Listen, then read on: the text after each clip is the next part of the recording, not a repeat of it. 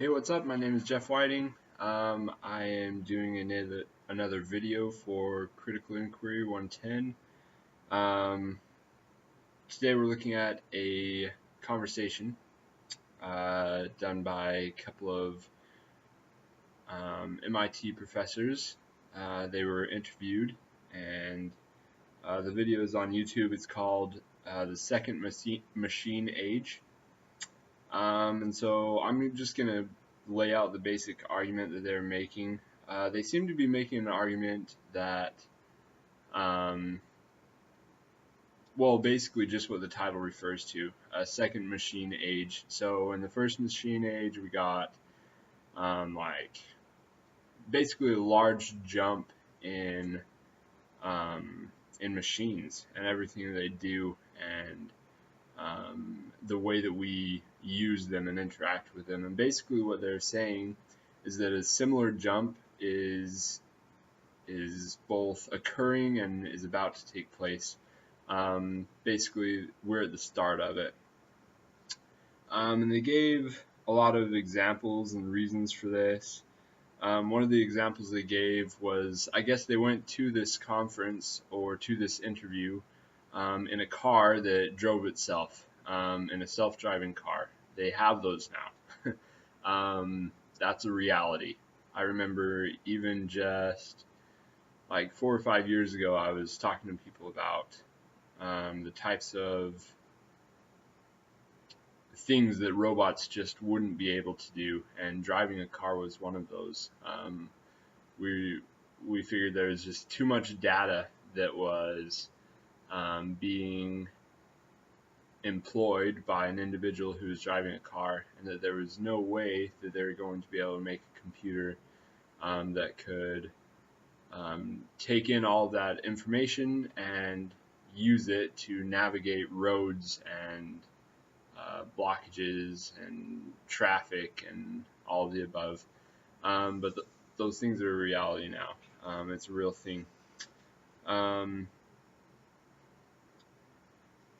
let's see, what are some of the other things that they made? So basically what they're saying is that machines now are far ahead of where they're supposed to be.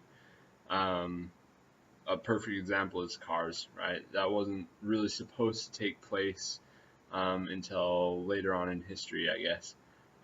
Basically, we're a little bit ahead of where everybody thought that we were going to be. A reason that they gave for this example is the exponential growth we're experiencing in technology. So let's see if you can see my hand. So technology is experiencing an exponential graph, right? We start out smooth and then gradually incline, and now we're on the very upward slope of it, or we're about to hit the upward slope of it. And so there's going to be literally exponential changes in technology and the way that we use it, and machines in general.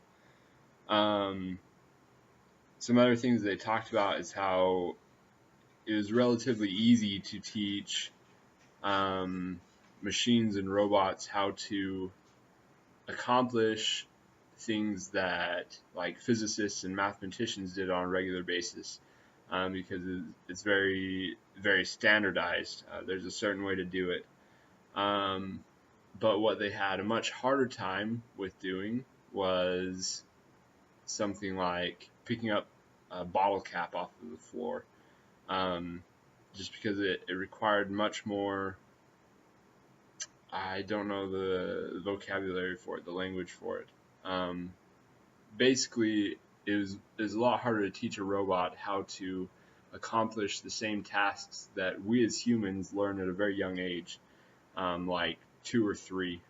Basically, motor function and internal compass and focus and direction and things like that. It's harder to teach machines that, but breakthroughs are already coming through of how to solve that problem. That problem is called the SLAM problem. They gave an example of somebody that solved the SLAM problem with a very simple piece of technology, of consumer technology, things that many people have in their homes, a Microsoft Kinect controller. was able to basically replicate what we humans do when we um, I don't even know how to describe it because it's so fundamental. Like, I know where I am. I know where the door is. I know where the sink is. I know where my bedroom is, all relative to me. But that's something that has been really hard to teach machines, and we're already solving those problems in a very rapid fashion. Um, and so most of their discussion and I think their argument that they were making was about how um, we are facing a second machine age, a leap in technology as far as the way that we interact and use it. Yeah, I think that's pretty much it. Thanks for your time.